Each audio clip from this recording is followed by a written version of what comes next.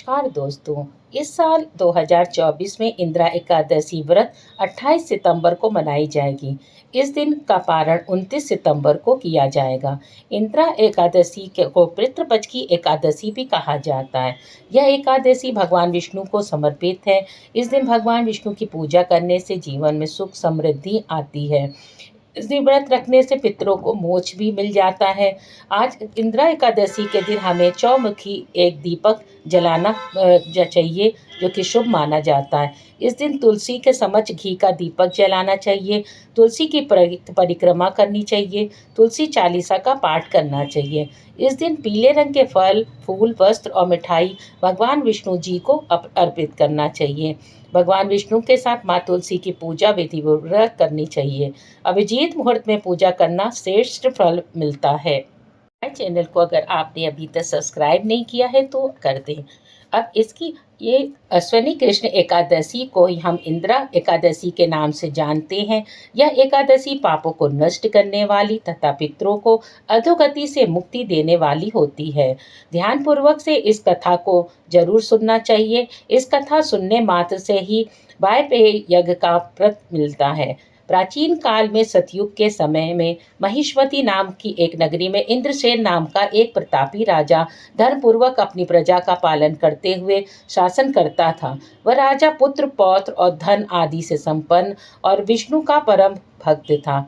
एक दिन जब राजा सुखपूर्वक अपनी सभा में बैठा था तो आकाश मार्ग से महर्षि नारद उतरकर उनकी सभा में आए। राजा उन्हें देखते ही हाथ जोड़कर खड़े हो गए और विधि पूर्वक आसन और अर्घ्य दिया। सुख से बैठकर मुनि ने राजा से पूछा कि हे राजन, आपने सातों अंग कुशल पूर्वक तो हैं, तुम्हारी बुद्धि धर्म में है और तुम्हारा मन विष्णु भक्ति में तो रहता है। देवर्षि नारद की ऐसी बातें सुनकर राजा ने कहा, हे महर्षि, आपकी कृपा से मेरे राज्य में सब कुशल है तथा मेरे यहाँ यज्ञ कर्मादि सुकृत हो रहे हैं। आप कृपा करके अपने आगमन का कारण कहिए। तब ऋषि कहने लगे, हे राजन, आप आश्चर्य देने वाले मेरे वचनों को सुनो। मैं एक समय ब्रह्मलोक से यमलोक को गया। वहाँ श्रद्धापूर्वक यमराज से पूजित होकर मैंने धर्मशील और सत्यवान धर्मराज की प्रशंसा की। उसी यमराज की सभा में महान ज्ञानी और धर्मात्मा तुम्हारे पिता को एकादशी का व्रत भंग होने के कारण देखा।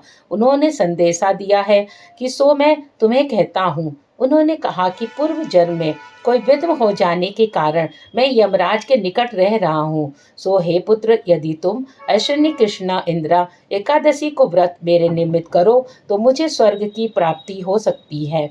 इतना सुन के राजन कहने लगा कि हे महर्षि, आप इस व्रत की विधि मुझसे कहिए। नारद जी कहने लगे, अश्विनी माह की कृष्ण पक्ष की दशमी के दिन प्रातःकाल श्रद्धा पूर्वक स्नादि से निवृत्त होकर पुनः दोपहर की को नदी में आदि में जाकर स्नान करें।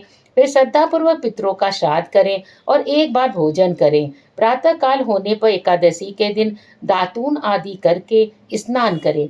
फिर व्रत के नियमों को भक्ति पूर्वक ग्रहण करता हुआ प्रतिज्ञा करें कि मैं आज संपूर्ण भोगों को त्याग कर निराहार एकादशी का व्रत करूंगा।